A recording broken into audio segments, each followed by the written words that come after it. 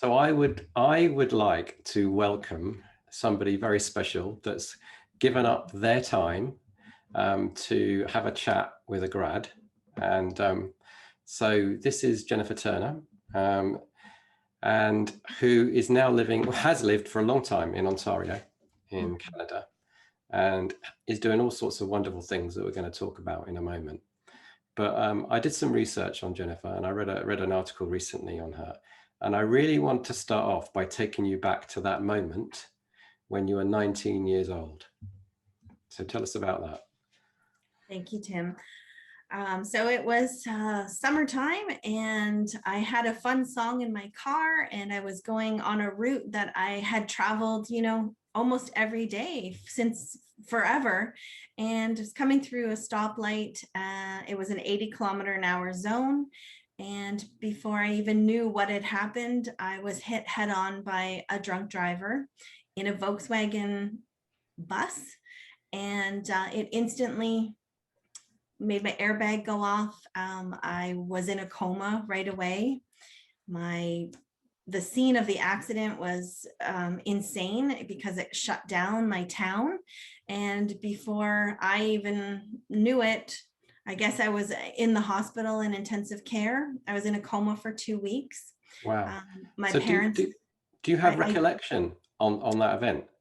Do you know what, Tim? I have one small piece of a recollection. And you may believe me or not, but I'm speaking honestly from my heart.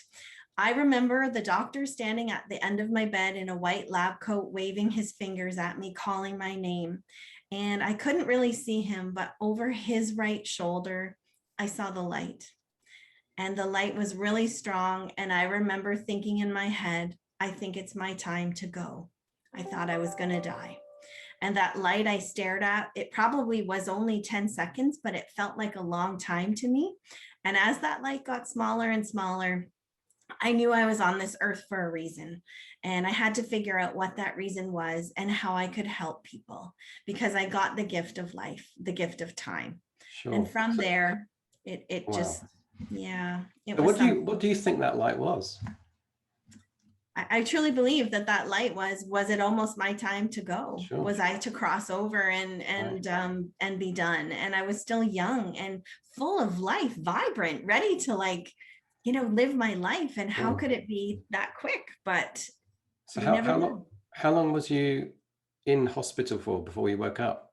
So before you saw that It was light? 2 weeks. It was 2 weeks, and I was in a coma. So apparently, my friends and family were around my bedside, all the time, but I had no idea. I felt sorry for them for having to be there with me. But I didn't know anything. I just was sleeping. I guess your brain is just trying to recover. Wow. So that was age 19. I should Yes. imagine that took some time. I mean, obviously it's had no obvious long-term effects, because here you are, had an amazing career, stood talking to me now. So what happened after? What was the recovery? So my recovery was about 1.5 years, and I did not remember anything short term, which is really tricky. And especially, I was not a dental hygienist then, but I didn't even know how to brush my teeth, if you can believe it, right? I couldn't tie my shoes. I didn't know how to wash my hair. I had to learn to walk upstairs again. Like, I went from completely debilitated, and I didn't remember anything. I could remember things from birthday parties when I was 6 years old. When people came to my mom's house to visit me, they would walk in the front door, and she has a pretty small landing in the doorway. And about 50% of the time, I was told, I could remember who you were when you were on that landing. But it was like magic. As soon as you crossed over onto my mom's carpet, I didn't have any idea who you were. And it just goes to show our brains are just a miracle. So it was about 1.5 years until I could be fully rehabilitated. Now, if you hang out with me now, I still do have lists. I write things down. I can remember everything. I'm in a great state of mind, but I do write things down. It's just part of life. And I think it always will be. So what do you think is the big positive that came out of that?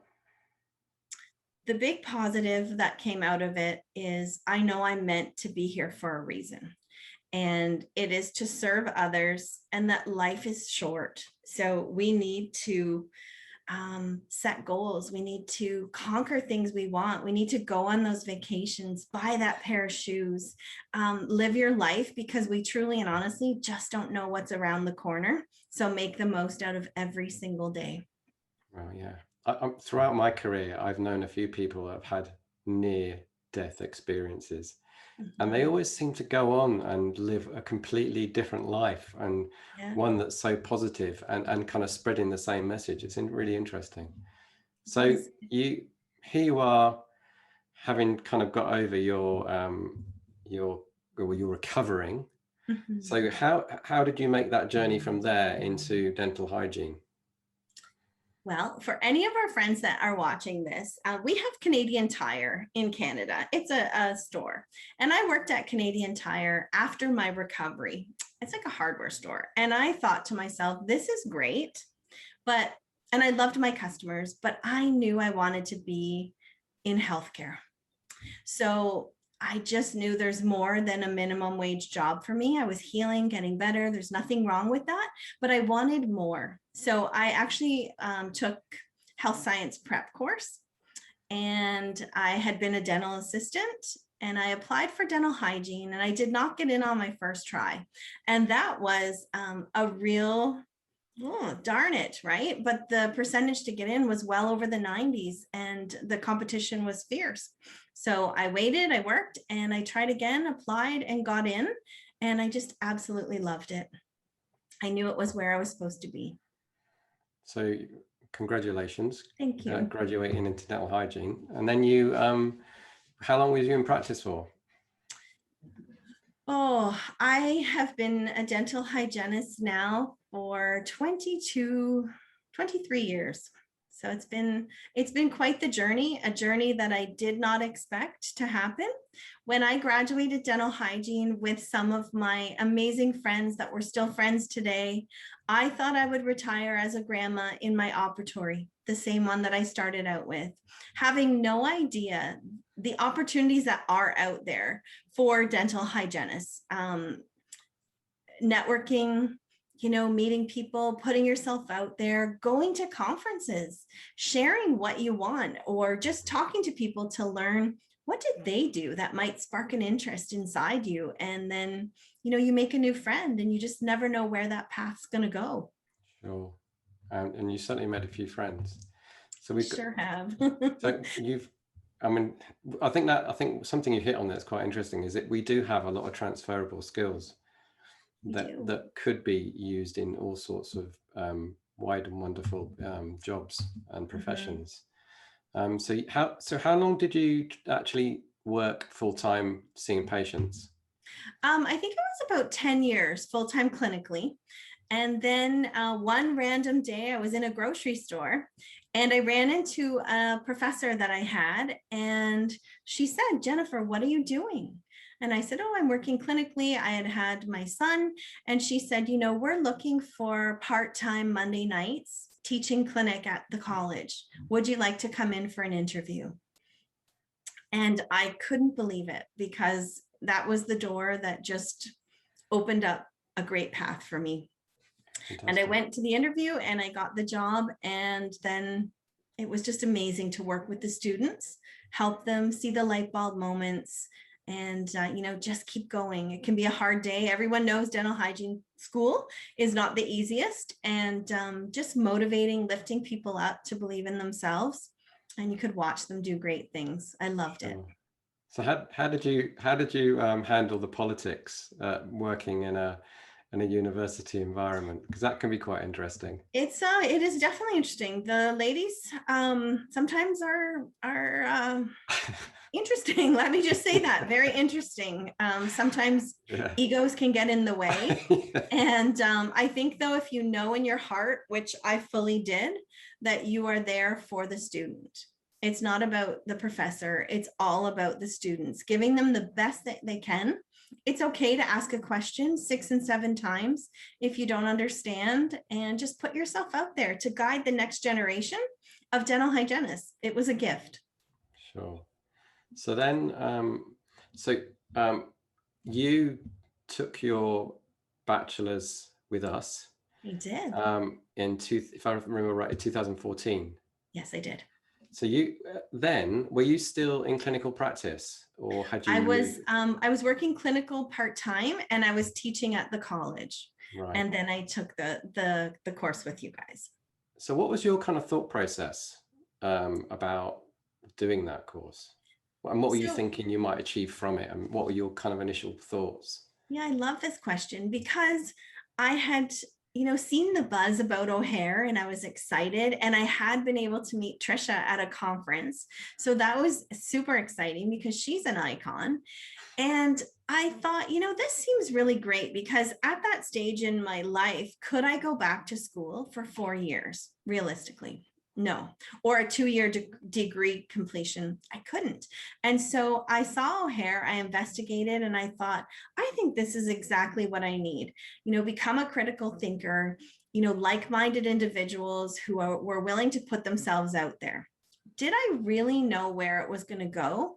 I didn't, but I thought being a lifelong learner was a great attribute to have. And boy, if I only knew now if I only knew then what I know now about how getting the degree really opened doors for me. And I'm so grateful to you guys for having, opened up the school and just for what I learned and being able to apply the knowledge and share. I'm forever grateful. It was the best investment in myself. Wow, that's great coming from somebody like you, Jennifer. I really Thank appreciate you you. saying that. Your kind of philosophy on life reminds me a bit of a great Canadian, Commander Hadfield, who was captain of the space station. And I read his biography, Nice. and his whole philosophy on life was, if something comes up, an opportunity comes up, do it. It Yeah. doesn't matter how Mhm. how you don't know how this is going to benefit now, but I guarantee at some point in the future it will. And he went through his whole life like that and ended up in one of the best having one of the best jobs in the world that we'd love to Yeah. do. I know So we're yeah. often scared so many times, should I spend the money? What if this? What if I can't do it? What if I don't get a job? But I'm always a glass half full kind of woman. Mm. And I often say to many of my friends, colleagues, former students, when you're scared, that's exactly when you jump and go for what you want. If you stay safe in that spot, then you're going to, in 1 year from now, are you going to be exactly where you were last year? And for some people, that's okay. But I'm a true Gemini. I love to be a free bird and try different things. And there's been many Yeah. times in my life where I've ran for elections and different seats and it's scary. People think, oh, it's okay. No, it's really scary. We're all human beings inside and you put yourself out there, but there's no guarantee for anything. So I believe that you try, you go after things you want. We create our own path in life. So if we sit still, then that's the life you lead. And if you're content with it, that's great.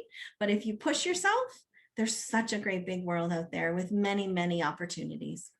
So that's probably another reason to congratulate you, because it was Oh, only last week thank that you. I think you got elected as the I board did. representative for the Canadian Dental Hygiene Association. I did. There was such amazing women. There was 10 women running for this position who were all amazing. And any one of us would fill this position and do well. I am forever grateful that, I have this opportunity. It was on my bucket list. And so I'm really thankful, but great women that ran in this Sure. election. And another one was Bev Woods, who's another one of our Yes. Graduates. Yes, So Bev is amazing with all that she gives, all that she does, her passion and energy. She's quite wonderful. We sat together on the College of Dental Hygienists of Ontario Regulatory College Council for a while. So I know Bev, she's wonderful. is there anything you haven't done? Well, there is one thing I haven't done, but because I am so happy in my current role, I will stay at 123 Dentist until I retire. I'm exactly where I'm supposed to be. we'll talk about that in a sec. I just want to ask you about, first of all, what involves being the board representative for Ontario in the Sure. CDHA.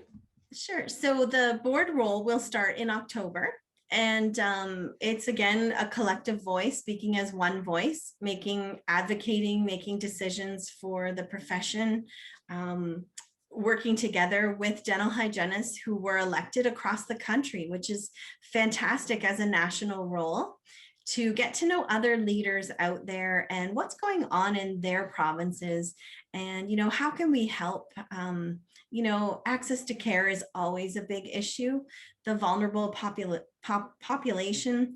I'm so excited for this position. I just can't wait for October to come, just for pandemic to go away and be able to be with like-minded ladies.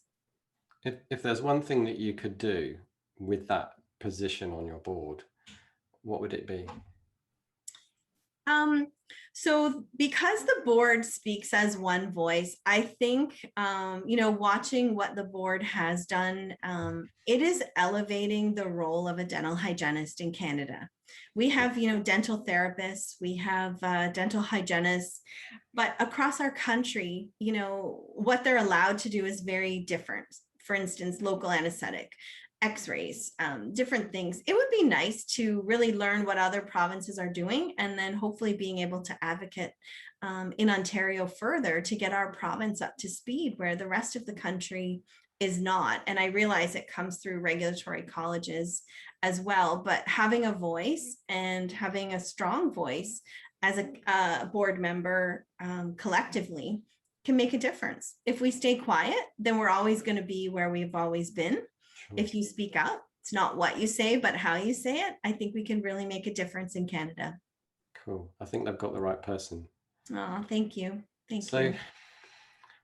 if you forgetting about the board, but Jennifer Turner, if you could make a big change in the world of dental hygiene, what would it be? I think that I hope that I am instilling in all dental hygiene students, dental hygienists out there that, just never stop believing. Just keep going, keep doing, set a new goal, go to courses. The more when you know more, you can do better. So I hear sometimes from my clinical dental hygiene friends, I'm just a clinical dental hygienist. And I'll be like, stop that right now. Your oral healthcare providers, you're looking for oral cancer, you're, teaching people about what they don't know, what's going on in their mouth. You're so much more than cleaning teeth, but talk in a way that you're in a profession that you're so proud to be a part of because you are amazing. So I'm a glass half full, but I hope that dental hygienists can feel my passion and energy because I'm so proud of everybody out there doing the role of a dental hygienist. So believe in yourself because anything is possible. And I know it's not all about me, but my story, I couldn't even remember my mom, my grandma, tie my shoes, to here I am, focused and believing in myself. And it doesn't mean that I haven't been scared along the way because I sure have. Yeah. So just go for it, right? So what I'm hearing is that you really kind of want to put the profession out there. I do. And kind of like get it into a kind of a national mindset where people have this, when you say dental hygienist, people go, oh, that's a profession that is highly respected. And I actually wouldn't mind if my daughter or son ended up in that profession. Yeah, I mean, I know that over the last, 2 years or so, it's been very difficult for dental hygienists with PPE, with guidelines, with, depending where you live, fallow time after an appointment, and just, some are hand scaling only because they can't use aerosols. So now more than ever has it been really difficult, but I still see smile on dental hygienists' faces, and, thanking each other at the end of the day for a great day. It's small things to show that we care and value and respect what each other is doing. And I think that's so important during crazy times. Yeah. So you are working teaching, and you're working in the clinical practice, and you got your bachelor's. Mhm. And so how did you move out of the op? So I think when I met my professor in the grocery store, it sparked an interest because I loved teaching. And I then set a goal that I wanted to become a full-time professor. So I did my degree, and it was, again, scary. There was a lot of wonderful women going for this position. And I was fortunate to be the lucky recipient to be full-time. And my passion and interest in my students allowed us to do really great things. And two things happened that really gave me light bulb moment. One, my students and I won a Canadian-wide contest for best oral health promotion event in Canada. And we were recognized by the Canadian Dental Hygienists Association. And to see the faces on my students, we planned, we created, we developed, we implemented, then we evaluated our project.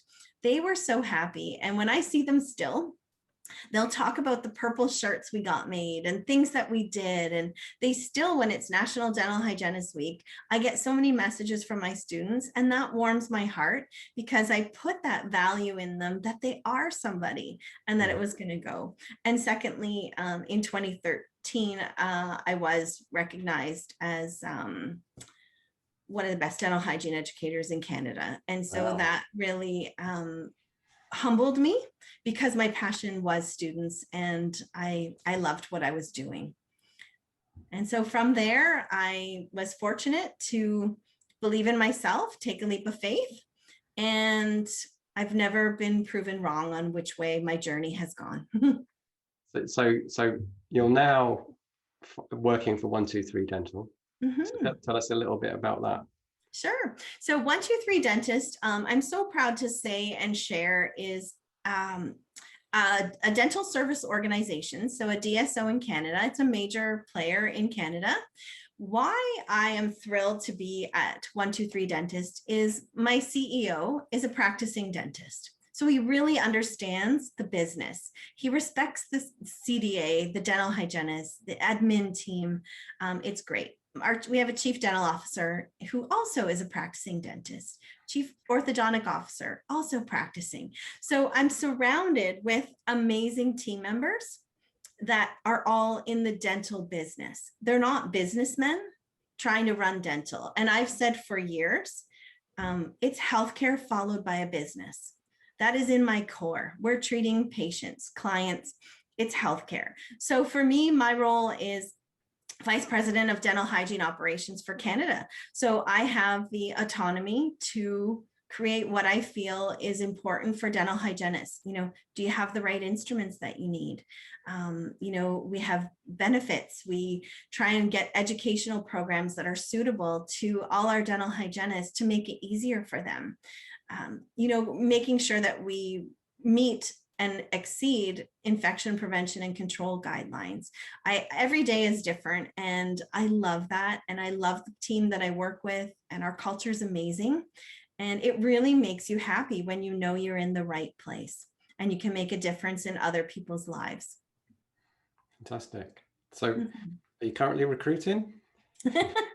I'm hoping we're going to blow up Canada, and definitely anyone who's interested can. We're hiring across the country for clinical positions. My team is going to grow because there's such a demand for it. So absolutely, I'm thrilled if anybody's interested to reach out and get in touch with me. Wow. So it's a Canada-wide corporation. Yes, Canada-wide. It's a great place to be. And hopefully you can feel it from me, and you can see that, I love what I do every day, and I love the people I do it with. And for me, that's the greatest gift you could get in your work life. Sure. I'm kind of like stood here thinking, I wonder what she's going to be doing next. Well, I wonder where you're going to be. We're having this conversation in 5 years' time, which we should do. Yes, we should. I wonder what you'll be doing then. I believe that, I'm contemplating going back into the speaking world a bit, major conferences, dental hygiene societies. I have a lot of great gems to share to help others, and I want to learn from them as well. So I'm starting to think about, should I get back in that arena?